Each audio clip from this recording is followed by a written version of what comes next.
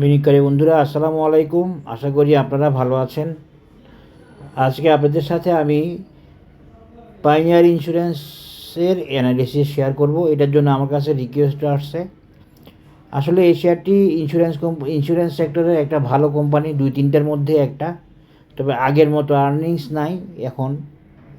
তো এটার অ্যানালিসিস আমার আগেও দেওয়া ছিল, এখনও দেওয়া আছে, আবার রিভিউ চাইছে মূলত পাইনিয়ারের 30% ডিভিডেন্ড দিছে তারা। 30% মধ্যে 5% স্টক, 25% ক্যাশ। এই ডিভিডেন্ড অ্যাডজাস্টমেন্টের পরে প্রাইসটা একটু নিচে নেমে আসে। তো এই জন্য আপডেটের ব্যাপারটা আসছে এবং অনেকে চাইতেছে, আমার কাছে দু একজন চাইছে। তো সেই হিসাবে আমরা এখন পাইনিয়ার ইন্স্যুরেন্সের আমি এখন আপনাদের সাথে পাইনিয়ার ইন্স্যুরেন্সের অ্যানালিসিস দিব। এই পাইনিয়ারের অনেক বড় টার্গেট, অনেক বেশি দাম থেকে নেমে আসছে। আপনারা হয়তো ভাবতে পারবেন না। তবে একটা ভালো কথা শেয়ার করি, সেটা হচ্ছে আশা করি আপনারা ক্রিস্টাল ইন্স্যুরেন্স, আপনারা বিএনআইসিএল, আপনারা সেনা ইন্স্যুরেন্স, এসআইপিএলসি এবং পিপলস ইন্স্যুরেন্স, এগুলোর মুভমেন্টের পর থেকে আপনাদের আশা করি ইন্স্যুরেন্সের উপরে বেড়ে গেছে এবং ইন্স্যুরেন্স যে কী করতে পারে আপনারা সেটা ধারণাটা পেয়ে গেছেন। আমি আর বলে বোঝাইতে হবে না। ইনশাআল্লাহ, আলহামদুলিল্লাহ, ইন্স্যুরেন্স আরও ভালো করবে। অনেক শেয়ার এখনও মুভ করতে বাকি, সেটা মুভ করবে সামনে। আশা করি আপনারা উপকৃত হবেন। তাই আমার অ্যানালাইসিস আপনাদের ভালো লাগলে আপনারা অবশ্যই শেয়ার করবেন এবং সাবস্ক্রাইব করবেন। আপনাদের সাবস্ক্রিপশান যদি কম হয় তাহলে তো আমি উৎসাহিত থাকবো না এবং আমি অ্যানালিসিস শেয়ার করা হয়তো আমার আগ্রহ অবশ্যই কমে যাওয়ার স্বাভাবিক। এখন আসেন আমি আপনাদের সাথে পাইনিয়ারের অ্যানালিসিস শেয়ার করি। আপনাদেরকে আমি বলি পাইনিয়ারের ব্যাপারে। এই পাইনিয়ার ইন্স্যুরেন্স, এই শেয়ারটা আমি 62 টাকায় 1 লাখ শেয়ার কিনছিলাম। যখন আমি ফান্ডের অ্যাডভাইস করতাম, আমি প্রায় 230 কোটি টাকার ফান্ডের অ্যাডভাইজার ছিলাম এক সময়। তখন আমি পাইনিয়ার কিনছিলাম 1,62,000 টাকা করে এবং আমার যে পার্টি তার প্রফিট হয়েছিল প্রায় অনেক টাকা। এটা আর বলতে যাচ্ছি না, তবে এইটুকু বলে রাখি, পাইনিয়ার লাস্ট সেল করছি আমরা 195 টাকায়। তা আশা করি বুঝতে পারছেন। সেই 195 টাকার কথাটা এখন বাদ দিই। এখন আমি পাইনিয়ারের কথা বলতে চাচ্ছি, সেটা হচ্ছে এইটার কথা, ওই 84 টাকার পাইনিয়ারের কথা বলতে চাচ্ছি। আশা করি আপনারা বুঝতে পেরেছেন, 84 বা 85 টাকা। এখন আসেন 84 বা 85 টাকা আগে, তারপরে অন্য হিসাব। এই বিএনআইসিএল অলরেডি এটা পার করে ফেলছে, অন্যরা ওই ক্রিস্টালও পার করছে, তারপরে এখন এসআইপিএলসি পার করতে যাচ্ছে, তারপরে পিপলসও একটা পার করে ফেলছে বা করতে যাচ্ছে। এভাবে আস্তে আস্তে সবাই যার পজিশন প্যাটার্ন ওকে হওয়ার প্রেক্ষিতে পার করবে, টার্গেটে যাবে ইনশাল্লাহ। এবং ইন্স্যুরেন্স নাম্বার 1-এ আছে ইনশাল্লাহ। এবং আমার এই অ্যানালিসিসটা ওকে হয়েছে আলহামদুলিল্লাহ। আপনারা কনফিডেন্ট থাকতে পারেন। এখন আসেন, আমি বেশি এই পাইনিয়ারকে আমি আপনাদেরকে দুইভাবে দেখাই দিয়ে আমি শেষ করব। বেশি কিছু আর এখানে দেখানোর নাই। পাইনিয়ারের একটা রেজিস্ট্যান্স আছে এখানে, কত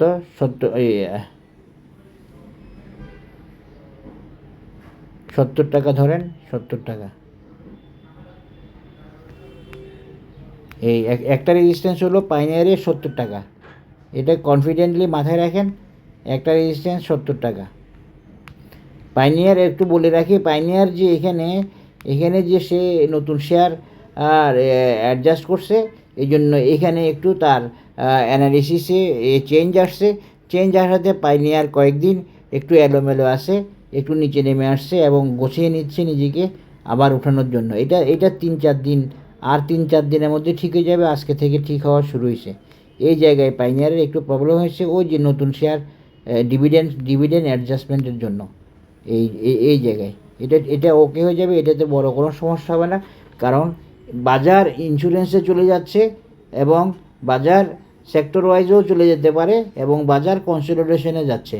বাজার কনসলিডেশন যাওয়া মানে আপনারা এখন যেসব শেয়ার মুভ করতেছে দেখতেছেন, এগুলা আস্তে আস্তে স্লো হয়ে যাবে। এখন আসেন, এই যে একটা 70 টাকা, আর একটা টার্গেট আছে, সেটা হলো এইটা, যেটা আমার ওই ইয়েটা ওকে হয়ে এখন নতুন টার্গেটের দিকে যাচ্ছে বিএনআইসিএল। বিএনএসিএল এর অ্যানালিসিস দিছি আমি 37 টাকায়, সেই আপনারা দেখিয়েন রেকর্ড আছে। সেই বিএনএসিএল এখন 74 টাকা। এরপরও কারো বুঝে আসবে না যে ইন্স্যুরেন্স কী সেক্টর, কেমন সেক্টর। না আসলেও কোনো সমস্যা নাই, শুধু নেগেটিভিটি না ছড়াইলে হলো, মানুষকে নেগেটিভ না বললে হলো, মানুষের মধ্যে প্যানিক না ছড়াইলে হলো, এটা করলে অসুবিধা। তাহলে আমরা দুইটা টার্গেট পেলাম, পাইনিয়ারের একটা টার্গেট তো মিট, আরেকটা হলো 70 টাকা। এরপরে আমরা এই সি হর্স প্যাটার্ন দিয়ে যেটা দেখাচ্ছি, classic sea horse bullish pattern, এই বুলিশ প্যাটার্নের টার্গেট হচ্ছে 85 টাকা। একটা 85 টাকা টার্গেট আর একটা 70 টাকা টার্গেট। কেমনে যাই, কীভাবে যাই, এইভাবে যে এই অ্যানালিসিসগুলো যখন দিতাম তখন যেরকম আশ্চর্য মনে হতো না বা অবিশ্বাস্য মনে হতো না, এখন একটু ক্রিস্টালটা দেখবেন, বিএনআইসিএল দেখবেন, তারপরে দেখবেন হচ্ছে এসআইপিএলসি, এরপরে পারলে পিপোস্টটাও একটু দেখবেন। আরও অনেকগুলো অনলাইনে আসে, পাইপলাইনে আসে। আশা করি ইনশাল্লাহ কাউকে ঠকানোর জন্য, কাউকে লস করানোর জন্য কখনও কোনো ধরনের শেয়ার ভিডিও কখনও বানাবো না, এটা বানানো সম্ভব না, বানানো উচিত না। আশা করি বুঝতে পেরেছেন। এখন আসেন একটু ইচিমুকু দিয়ে দেখাই দিই, নাহলে আবার আপনাদের আন্ডারস্ট্যান্ডিংটাতে গ্যাপ থাকতে পারে। এই যে ইচিমুকু ক্লাউডের নিচে আসে এবং দেখেন তানকেনসেন কুজেনসেন প্রায় স্কুইজ অবস্থায় হয়ে আসছে। সুতরাং এখান দিয়ে তানকেনসেন এবং কুজেনসেন উঠে যাওয়া সম্ভব আছে, এই মুভমেন্টের সাথে। তাহলে এখান দিয়ে উঠে গেলে, ক্লাউডের উপরে উঠে গেলে বুলিশ হয়ে যাবে, বাই সিগন্যাল হয়ে যাবে, এমএসিডিও বাই সিগন্যাল দিয়ে দিবে আশা করি। তো এখন আমরা একটু দেখব পাইনিয়ারের অরুণের কী অবস্থা, ট্রেন্ডের কী অবস্থা। ট্রেন্ড ভালো ছিল, এখন একটু খারাপ হয়েছে, যেহেতু ওই যে বোনাস ডিভিডেন্ড অ্যাডজাস্ট হয়েছে এই জন্য। এরপরে আমরা একটু অসামটা দেখি, অসামটার কী অবস্থা, তারপরে একটু উইকলি দেখব, তারপর শেষ করব। অসামে ডাইভারজেন্স এবং নেগেটিভ সাইডে। এরপরে আমরা একটু উইকলি চার্টে চলে যাই। উইকলি চার্টে পাইনিয়ার ভালো অবস্থায় আছে, উঠে আসবে দ্রুত এবং উঠে আসা সম্ভব দ্রুত, বেশ ভালো অবস্থা আছে মোটামুটিভাবে, সব কিছু ঠিক আছে। এমএসিডিটা একটু ওকে নাই, ওই যে ডিভিডেন্ডের কারণে এমএসিডিটা, এগুলো একটু ওকে করবে, একটু হয়তো সময় লাগবে, কিন্তু ফাইনালি ভালো গেইন দিবে 30, 40, 50% ইনশাল্লাহ। 30% তো অবশ্যই দিবে আশা করি ইনশাল্লাহ। এ হলো পাইনিয়ারের অবস্থান। 3 উইকে প্রায় এমএসিডি ওকে হয়ে গেছে, বুলিশ আছে। এবং মান্থলিতে একটু দেখি, তারপরে শেষ করব। হ্যাঁ, মান্থলিতে বাই সিগন্যাল আছে, কনভার্জেন্স আছে, এমএসিডিতে ক্রস ওভার আছে, কিন্তু জিরো লাইনের নিচে আছে এখনও। আর এখানে অনেকটা ভালো পজিশনে আছে মান্থলিতে, এমএসি তানকেনসেন কুজেনসেনে স্কুইজ বা টুইস্ট অবস্থায় আছে, এবং এই অসামও ভালো অবস্থা আছে। সুতরাং সব মিলিয়ে পাইনিয়ার প্রসপেক্টিভ, পাইনিয়ার ভালো করবে। এই 85 টাকায় পাইনিয়ারের মূল টার্গেট না, পাইনিয়ারের টার্গেট আরও অনেক বেশি আছে। সেটা এই বছর, সারা বছর যখন ইন্স্যুরেন্স ট্র্যাকে থাকবে তখন বুঝতে পারবেন পাইনিয়ার কোথায় যায়। আশা করি বুঝতে পেরেছেন। ইন্স্যুরেন্স শুধু আগামী 1-1.5 মাসের জন্য এমন ভাবলে হবে না, ইন্স্যুরেন্সের ভাবনা অনেক দিন থাকবে, সেটা প্রায় এই 1-1.5 বছর পর্যন্ত থাকতে পারে। আশা করি সবাই ভালো থাকবেন। ধন্যবাদ। আসসালামু আলাইকুম।